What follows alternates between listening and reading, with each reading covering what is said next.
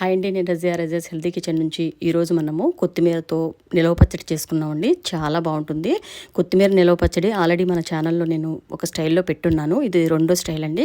ఇది టమాటా చింతపండు గుజ్జుని ఎండబెట్టి ఇలా చేసుకుంటే పచ్చడి చాలా టేస్టీగా ఉంటుందండి.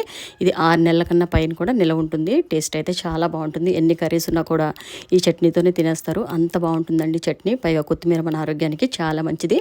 ఇలా చక్కగా మనము ఇంట్లో కొత్తిమీర పచ్చడి చేసి పెట్టుకుంటే చాలా టేస్ట్ మాత్రం చాలా బాగుంటుందండి. దీని స్టైల్లో మనం చక్కగా కొత్తిమీరని నీళ్ళలోనే ఆరబెట్టుకొని ఇందులో టమాటా ఇంకా చింతపండు గుజ్జును కూడా చక్కగా ఆరబెట్టుకొని మనం చేసుకున్న పచ్చడి అండి. ఇది చాలా బాగుంటుంది. తప్పకుండా ఒకసారి చూసి మీరు ఇది ట్రై చేయండి. టేస్ట్ అయితే చాలా బాగుంటుందండి.